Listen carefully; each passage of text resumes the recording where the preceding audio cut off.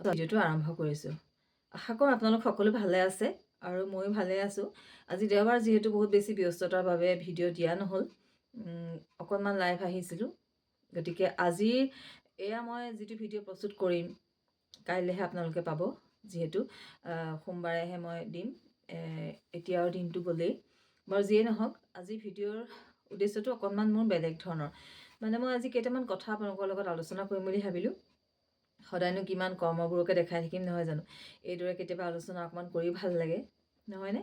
থাম্বনেইলখন দেখি পেলাই আপোনালোকে নিশ্চয় গমেই পাইছে, বৰ্ষাৰাণী বিষয়া আৰু ভাস্কৰ বৰুৱা, নহয়নে? আমাৰ সকলোৰে পৰিচিত ইমান বেছি মৰমৰ বৰ্ষাৰাণী বিষয়া। তেওঁক বেয়া পোৱা মানুহ কোনো নায়েই। বেয়াটো পাবই নোৱাৰে, অথচ বহুত বেছি তেওঁক ভাল পায় চবেই, নহয়নে বাৰু? সেইবাবেই তেওঁৰ কিবা এটা হ'লে সকলোৱে ছ'চিয়েল মিডিয়াতে হওক, নিউজ চেনেলবিলাকতে হওক, সকলোৱে উঠি পৰি লাগে। আমি কোনো অসমীয়া চিনেমাৰ এক্ট্ৰেছ বুলিয়ে ওলাইছে মুখত পতকে, যিয়ে নহওক বুজিটো পাইছেই। গতিকে বহুত কোনোবা আছে, অকল বৰ্ষাৰাণী বিষয়া নহয়। কিন্তু আমি বৰ্ষাৰাণী বিষয়াৰ বিষয়ে যিমান বেছিকৈ কিবা ঘৰুৱাৰ দৰে জানো, নহয়নে?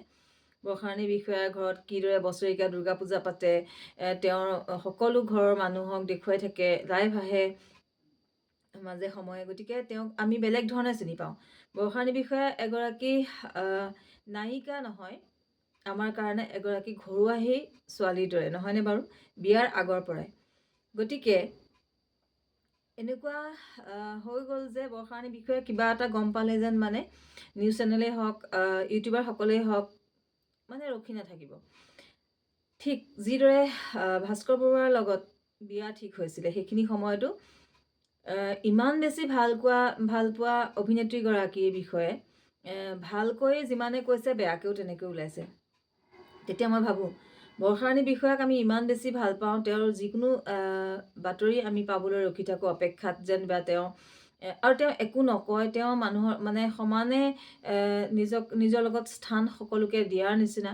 গতিকে তেওঁৰ বিষয়ে ক'বলৈ কোনেও ভয়ো নকৰে। কিন্তু আজিলৈকে মই শুনা নাই আইমী বৰুৱাৰ বিষয়ে হওক, তেনেকৈ একেই অভিনেত্ৰী নহয় জানো, নাই কৰা সেইদৰে বৰ্ষাৰাণী বিষয়াৰ লগত যিমান বেছিকৈ আমি লাগি থকা হয়, নহয় জানো? অৱশ্যে মোৰ আকৌ এইটো প্ৰথম ভিডিঅ' হ'ব বৰ্ষাৰাণী বিষয়াৰ বিষয়ে মানে তেওঁৰ বিষয়ে ঠিক নহয়, শুনি যাব। বৰ্ষাৰাণী বিষয়া যেতিয়া ভাস্কৰ বৰুৱাৰ লগত বিয়া ঠিক হৈছিলে, তেতিয়াও বাৰু ছ'চিয়েল মিডিয়াবিলাকত মনত পেলাওকচোন, বয়সত কোন কিমান ডাঙৰ, কোন কিমান সৰু, সেইটো বিষয়ক লৈ মানুহজনী একদম অৱস্থা বেয়া কৰি দিছিলে।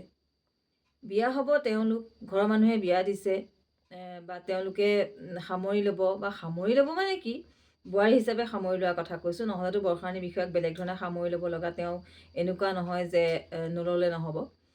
গতিকে সেই সময়ত ভাস্কৰ বৰুৱাক লৈ ইমান বেছি হৈ গৈছিলে, মানে বৰ্ষাৰাণী বিষয়াই পষ্ট দিহে তৎ পায়।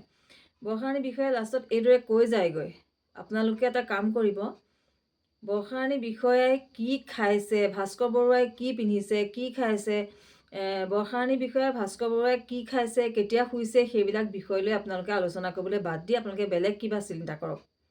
এনেকৈ বৰ্ষাৰাণী বিষয়ে পষ্ট দি যাব লগা হয়। এগৰাকী ইমান ব্যস্ত, নহয়নে? তেওঁ নিজৰ কামত ব্যস্তই থকা যায়। এতিয়া এটা কন্যা সন্তানৰ মাতৃ হ'ল তেওঁ।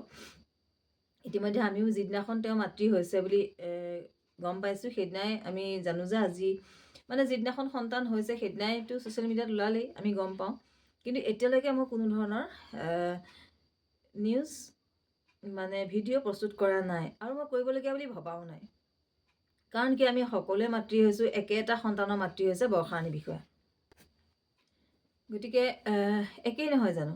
আৰু আগৰ দিনত কথা এটা আছিলে, কেঁচুৱাটো জন্ম হোৱাৰ লগে লগে কেতিয়াও বাহিৰত নুলিয়ায়, মানে 11 দিনৰ সূৰ্য দৰ্শন যেতিয়া হ'ব সেইদিনাহে বাহিৰলৈ উলিয়ায়, আৰু সেইদিনাহে সূৰ্য পোহৰটো দেখিব আৰু বাহিৰৰ 10জনে দেখিব, নহয়নে?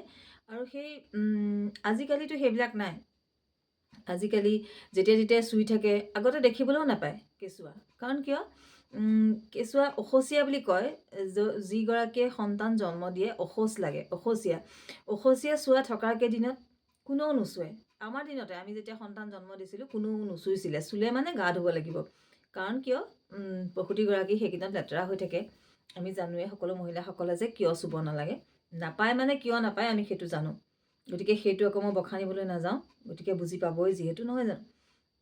আজিকালি হস্পিটেল নাৰ্ছিং হোমত যেতিয়া জন্ম হ'বলৈ ল'লে, চিজাৰিন হ'ল, আজিকালি এনেকুৱা হৈ গ'ল সন্তান সময় যেতিয়া থাকে তাতকৈ আগতে চিজাৰিন কৰি দিয়ে, তাৰিখ লৈ ভাল দিন ভাল বাৰ চাই, আজিকালি তেনেকুৱা হৈ গ'ল। গতিকে আজিকালি ঘৰখনলৈ অনালে সন্তানটো চাফা চিকুণকৈ আহে, নাৰ্ছিং হোমৰ পৰা ধুনীয়াকৈ চাফা কৰি পঠায়। গতিকে আজিকালি আৰু সেই দিন নাই মানে 11 দিনলৈ কোনোবাই নুচুব। যেতিয়াই সন্তানটি হস্পিটেলৰ পৰা বা নাৰ্ছিং হোমৰ পৰা ঘৰলৈ আহিব সেইদিনাৰ পৰাই সকলোৱে চুব পাৰে বা চুৱে লয়, ঠিক তেনেকুৱা।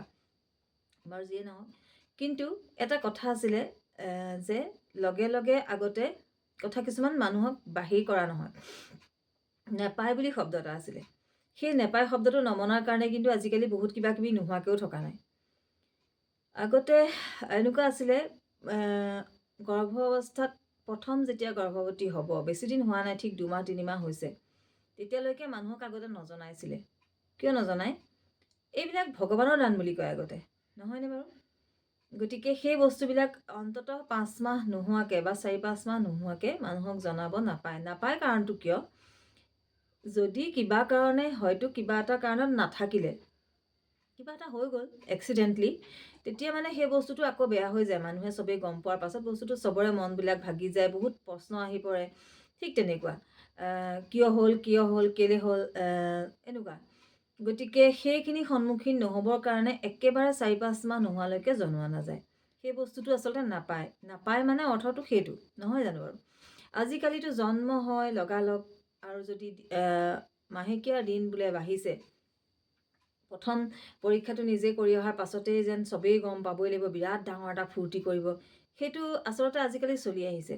ঠিক সেইদৰে সন্তান এটা প্ৰসৱ হোৱাৰ লগালগ আচলতে সেই কেঁচুৱাটো কি থাকে বাৰু? যেতিয়া সন্তানটো জন্ম হৈ আহে, আপোনালোকে মনলৈ আনকচোন, সেই সন্তানটো তিতি থকাৰ দৰেই হৈ থাকে, যিবিলাক আজিকালি ছ'চিয়েল মিডিয়াত শ্বেয়াৰ কৰে।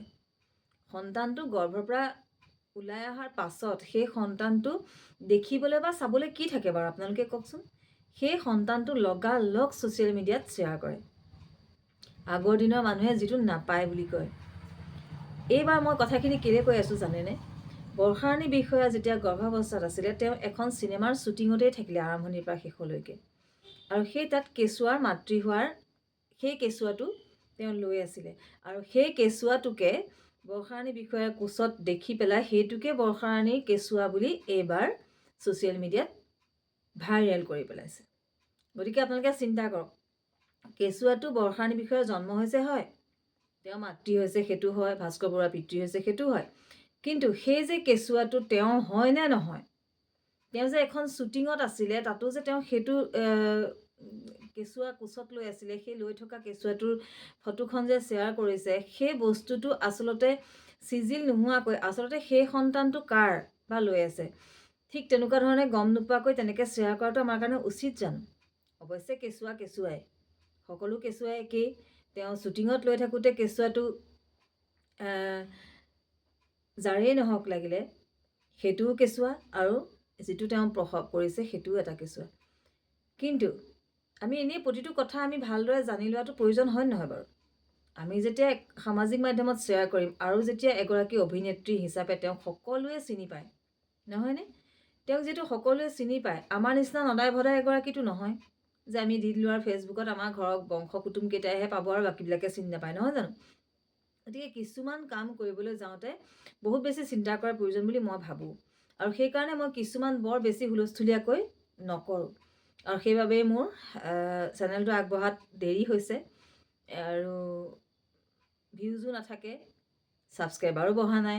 সেইটোত মই কোনো আপত্তিও কৰা নাই, কাৰণ মই আজি এনেই কিছুমান হুলস্থুল কৰি এসোপামান যদি মই ছাবস্ক্ৰাইবাৰ ভিউজাৰ লোৱাৰ পাছত যদি মোৰ অকণমান পৰিচয়টো বেয়া হয়, মোৰ ভাল লাগিব জানো? এইজনী সেইজনীয়ে এনেকুৱাকৈ যেতিয়া কথাবিলাক ক'ব, মই কিন্তু সেই বস্তুটোত বহুত বেছি গুৰুত্ব দিওঁ। আৰু সেই যে এগৰাকী মানুহক অশান্তি দিয়া হৈছে নাই বাৰু? বৰ্ষাৰাণী বিষয়াৰ কথা কৈছোঁ, মানুহগৰাকীক বিয়া নহওঁতে মানুহে অশান্তি দিলে ছোৱালীজনীক, ছোৱালী হিচাপে যেতিয়া আছিলে, নহয়নে?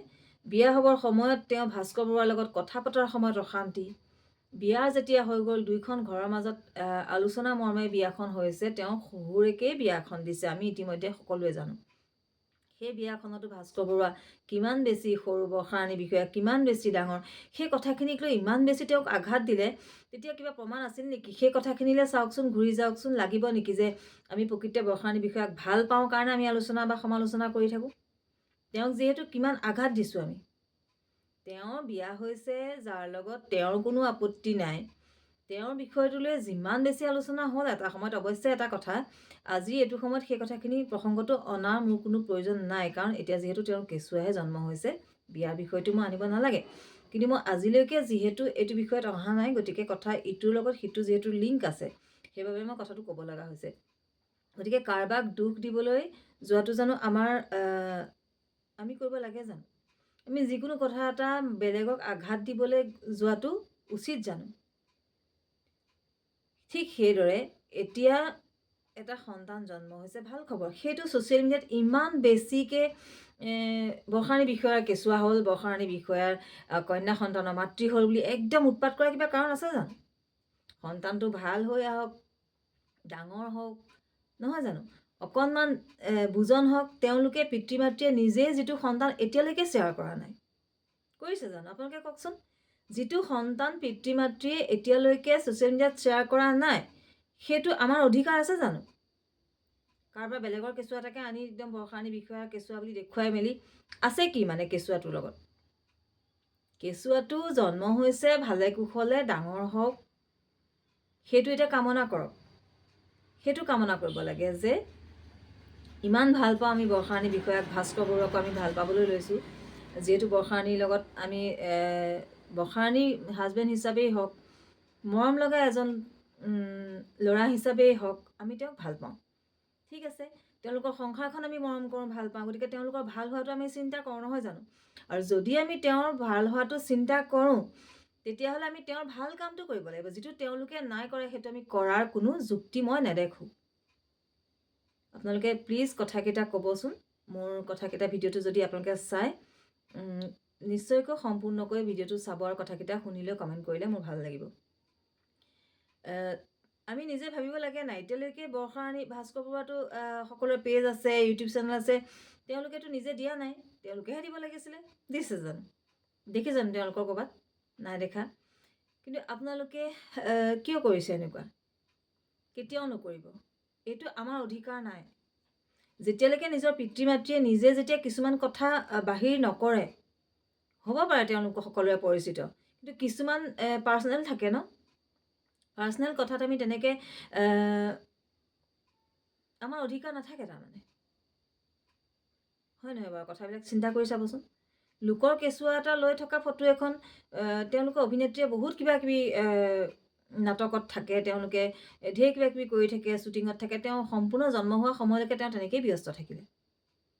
গতিকে তেওঁ সেই কেঁচুৱাটো, নিজৰ কেঁচুৱাটো নিজেই অন্ততঃ তেওঁলোকৰ পেজত বা তেওঁলোকৰ চেনেলবিলাকত দিয়াটো দেখিছে জানো? হয়নে নহয় কনফাৰ্ম নোহোৱাকৈ কেতিয়াও তেনেকুৱা ভুল কিছুমান নকৰিব। সেইটো মানে আমাৰ অধিকাৰ নাই, মই কোৱা নাই। সেইটো আচলতে আমাৰ সেইটো ভুল আমাৰ কেতিয়াও হ'ব নালাগে। মই ভাবিছোঁ সেইবাবে আজি মই কথাকেইটা ক'বলৈ ল'লোঁ, আৰু আপোনালোকে নিশ্চয়কৈ শুনিব ভালদৰে। আৰু এটা কথা, সেই নাপায় কিছুমান নমনাৰ কাৰণে বহুত আমাৰ ভুল হৈ আছে। বহুত নাপায় নমনাৰ কাৰণে। নাপায় মানে নাপায়টোৰ অৰ্থ থাকে। সেয়া সন্তান এটা পটককৈ মানুহৰ আগত উলিয়াই দিয়া নাই, কিয়? উলিয়াব হোৱা নাই তাক। মানুহৰ বহুত কিছুমানে আগৰ দিনত কয়, হাইঐ বিয়ৈ কৰিব নাপায়, মুখ লগা বুলি কয়, বা তাৰ কিবা নহয় কিবা এটা সৰু ল'ৰা ছোৱালীক পটককৈ এই ঠাণ্ডা দিনত অসুখ বিসুখ হ'ব পাৰে, কিবা এটা হ'ব পাৰে, তাৰ পৰা সেই অকণমানি সন্তানটিক গৰ্ভৰ উমৰ পৰা ওলাই আহিছে পৃথিৱীলৈ, নহয়নে? কিমান এটা বেলেগ পৰিৱেশ, সম্পূৰ্ণ বেলেগ পৰিৱেশ এটা পাইছে, তাক উমৰ মাজত ৰাখি সুস্থ সবলকৈ ৰখাটো, অলপ দিনলৈ টনটনীয়া কৰাটো বহুত বেছি যত্ন কৰিব লাগে। তাৰ ভিতৰত কিয় মানুহখিনিক সেই মুখখন নেদেখুৱালে নহয় জানো? কি থাকে বাৰু? সিহঁতক চাব লগা চেহেৰা একোৱে নাথাকে, ধৰিবই নোৱাৰি সিহঁতৰ মুখখনত কাৰ নিচিনা হ'ব। আপোনালোকেতো বহুতে বৰ্ষাৰাণীৰ নিচিনা হ'ব, অমুকৰ নিচিনা হ'ব, কেতিয়াও আপোনালোকে কোৱাটো নহয়। সেই মুখখন বহুত সলনি হৈ যাব। কেতিয়াও তেনেকুৱা হৈ নাথাকে। গাৰ ৰং সলনি হ'ব, স্কিন বেলেগ হৈ যাব, নাক চকু সকলো বেলেগ হৈ আহিব। যি বস্তুটো একদম কোমল কপাহৰ নিচিনা হৈ আছে সেই বস্তুবোৰ লাহে লাহে আতিল হৈ আহিব। আতিল হৈ অহাৰ লগে লগে চেহেৰাটো কমপ্লিট চেঞ্জ হৈ যাব। লাহে লাহে গম পোৱা যাব কাৰ নিচিনা হ'ব। এতিয়া কেতিয়াও গম পোৱা নাযায়। গতিকে আপোনালোকে তালৈকে ভিডিঅ' বনালে প্লিজ কেতিয়াবাকে তেনেকুৱা আৰু নকৰিব। এইবিলাক আচলতে কৰিব নাপায়, যাৰ ক্ষেত্ৰতেই নহওক। আৰু নিজৰ ক্ষেত্ৰতো মই এইটো কেতিয়াও পচন্দ নকৰোঁ যে আজি জন্ম হোৱা কেঁচুৱাটো লগে লগে অপাৰেশ্যন থিয়েটাৰৰ পৰা উলিয়াই আনি লগালগ ছ'চিয়েল মিডিয়াত শ্বেয়াৰ কৰাটো এই নেপায়। কিছুমান মানিলে আমাৰ নিজৰ কিছুমান ভাল হ'ব। আগৰ দিনৰ মানুহৰ যিবিলাক হোৱা নাছিলে সেইবিলাক আজিকালি হ'বলৈ ল'লে সেইকাৰণেই যে আমি নেপায়টো একেবাৰে নামানো। কাৰণ প্ৰতিটো নেপায়ৰ একো একোটা অৰ্থ থাকে, এনেই নেপায় বুলি নকয়। গতিকে বহুত দীঘলীয়া হৈ গৈ আছে ভিডিঅ'টো। গতিকে আপোনালোকে প্লিজ বেয়া নাপাব, কথাখিনি হয়নে নহয় ভালদৰে শুনিব আৰু শুনি লৈ কমেণ্ট কৰিব বুলি মই আশা কৰিছোঁ। আজিলৈ আহোঁ। ভাল লাগিলে লাইক কমেণ্ট শ্বেয়াৰ আৰু ছাবস্ক্ৰাইব কৰিবলৈ নাপাহৰিব। ধন্যবাদ।